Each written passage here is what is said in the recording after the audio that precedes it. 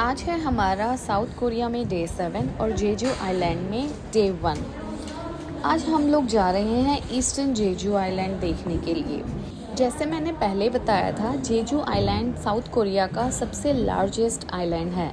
ये जाना जाता है अपनी natural beauty, unique geological features और वोल्केनिक इरोजन्स के जितने भी माउंटेन्स हैं उनके लिए। और इनका अपना एक कल्चरल हेरिटेज है जो इन्होंने बहुत संभाल के रखा हुआ है अभी तक, जिसके बारे में मैं आपको थोड़ी देर के बाद बताती हूँ, क्योंकि हम उस जगह जाने वाले हैं जिसके बारे में मैं आपको बताना चाहती हूँ इलॉबरेट करके।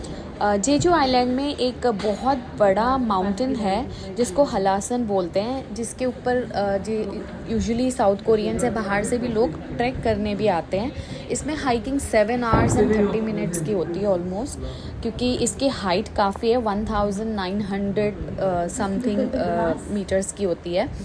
हमारा फर्स्ट जो डेस्टिनेशन है वो है एक म्यूज़ियम, जहाँ पर हम लोगों को काफ़ी कुछ जेजू आइलैंड के बारे में सुनने को मिला। और हमने यहाँ पर पहली बार मरमेड वुमेन्स के बारे में सुना, जो इनका एक कल्चरल हेरिटेज जिसके बारे में मैं आपको बताना चाहती हूँ।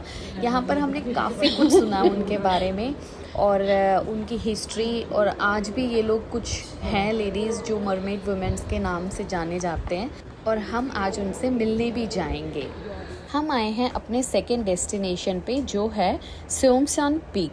ये पीक जो है 100,000 ईयर्स पहले वोल्केनिक इरोजन की वजह से ऊपर उठा, और ये पीक काफ़ी ऊंचा है और बिल्कुल ब्लैक कलर में दिखता है। हम लोगों ने जब बोटिंग करी थी नीचे जाके, इस टाइम तो हम लोग ऊपर हैं जहाँ पर हम लोग गाड़ी पार्किंग करके नीचे जा रहे थे। तो जब हम नीचे जाते हैं, आप जब बोटिंग करने जाओगे तो आपको वो पूरा पीक दिखाते हैं गाइड। हमारे गाइड ने बताया कि जेजू आइलैंड फर्स्ट आइलैंड है साउथ कोरिया में जहाँ पे चेरी ब्लॉसम स्टार्ट होता है। तो हम लोग अप्रैल में अगर फर्स्ट वीक में जाते तो हमें ज़रूर चेरी ब्लॉसम मिलता। जैसे ही हम नीचे पहुँचे, हमने देखा मरमेड वुमेन एक छोटा सा परफॉर्मेंस दे रहे थे। अब मैं आपको बताती हूँ कि ये मरमेड वुमेन होते कौन है।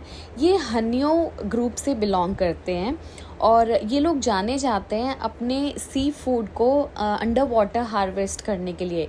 ये इनका एक ट्रेडिशनल वे ऑफ हार्वेस्टिंग है, और ये अपना जो हार्वेस्टेड क्रॉप जो होता है, अंडर वाटर जो सी फूड होता है, उसको निकालने के लिए बिना स्कूबा डाइविंग गियर के अंदर जाते हैं।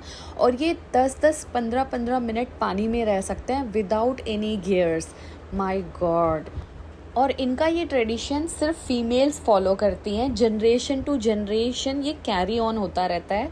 और जितनी ज़्यादा एज होती है उनकी उतनी ज़्यादा पावर बढ़ जाती है अंडर वाटर रहने में। तो जब हमने देखा तो ये अपना वो परफॉर्मेंस देकर सारे के सारे पानी के अंदर चले गए और एकदम ही गायब हो गए। और काफ़ी देर बाद हमने देखा कि ये ऊपर आ रहे हैं अपना पूरा जो ये बैग लेकर गए थे उसको फिल करके। देखते ही देखते ये मरमेड वुमेन ऊपर आई अपना पूरा इतना हैवी बैग भर के। हमें भी नहीं समझ आया कि क्या लेकर आई है, बट जब हमने पास जाके देखा, उन्होंने एकदम से एक स्टॉल पे जाके उड़ेला और वो उसको सेल करने लग गई वहीं पर। देखिए कैसे सेल कर रही है। कहते हैं कि 10 फिशरमैन अगर फ़िशिंग करके आते हैं उसका इक्वल टू होता है एक मरमेड वुमेन का पानी में से कुछ लेकर आना और उसको बेचना। तो इसी से लगाया जा सकता है कि वो कितना एक्सपेंसिव चीज़ें लेकर आती है।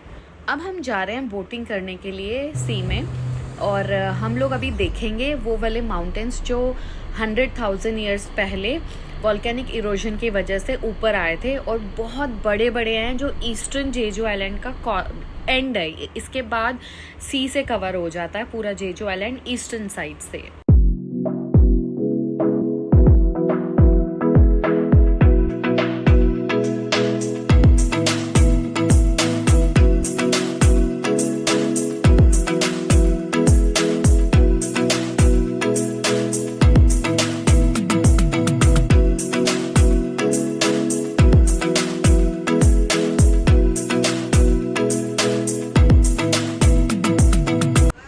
अब हमारा हमारा सेकंड डेस्टिनेशन है एक मैन मेड केव। ये केव हमारे गाइड ने बताया कि मैन मेड है, रिसेंटली बनाया गया है सिर्फ टूरिस्ट को दिखाने के लिए कि इस तरह के केव्स वोल्केनिक इरोजन की वजह से अंडर वाटर भी बने हुए हैं और काफ़ी केव्स ऐसे हैं जो हिडन है, जो माउंटेन्स के अंदर हैं, वोल्केनिक इरोजन की वजह से बने हुए हैं। बट ये अभी फ्यू ईयर्स पहले ही बनाया है गवर्नमेंट ने कि टूरिज़्म बढ़ सके, और थोड़े बहुत यहाँ पर इन्होंने सेल्फी पॉइंट्स भी बनाए जहाँ हमने भी बहुत सारे पिक्स क्लिक करवाए। हमारा नेक्स्ट डेस्टिनेशन है स्योंगुप विलेज। ये एक फोक विलेज है जेजू आइलैंड का, एक स्मॉल टाउन में बना हुआ है और ये एक कल्चरल विलेज है जो generation to generation pass on होता है। इस विलेज में मुश्किल से 3-4 फैमिलीज़ ही रहती हैं अब, क्योंकि अब बाकी बड़े जो जितने हैं यंग जनरेशन वो सिटी की तरफ मूव हो चुके हैं।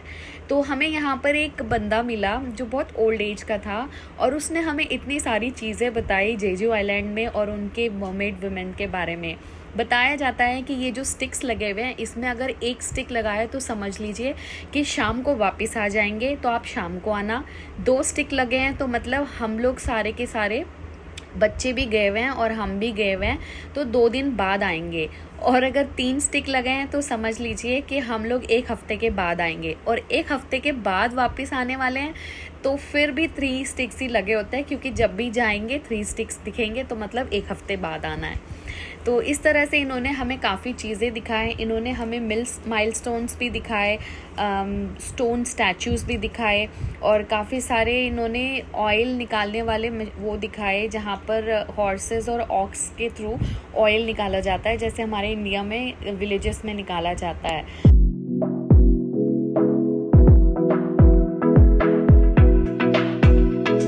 अब हम आ गए हैं जेजू आइलैंड के एक छोटे से लोकल मार्केट में, जहाँ आने के बाद हमें पता लगा कि टैंगरीन्स, ऑरेंजेस जो हैं वो इनके बहुत ज़्यादा उगाए जाने वाला फ्रूट है जेजू आइलैंड में। बहुत अच्छी खुशबू आ रही थी इन फ्रूट्स की। तो हमने काफ़ी सारे चॉकलेट्स ख़रीदे यहाँ पर, लोकल मेड चॉकलेट्स काफ़ी अच्छे थे टेस्ट में भी, और काफ़ी सारे मास्क मिलते हैं, फेस मास्क जो ऑरेंज से बने हुए होते हैं, टैंगरीन से, और काफ़ी सारे हैंड क्रीम्स भी। यहाँ एंड होता है हमारा डे 7 और डे 1 जेजू आइलैंड का। डे 2 में हमारा कोई टूर नहीं था, अपने से हमने मार्केट वगैरह एक्सप्लोर किया, क्योंकि लास्ट फर्स्ट 5-6 डेज से हम लोग बिना रेस्ट के घूम रहे थे। तो आज हमारा लीजर डे था।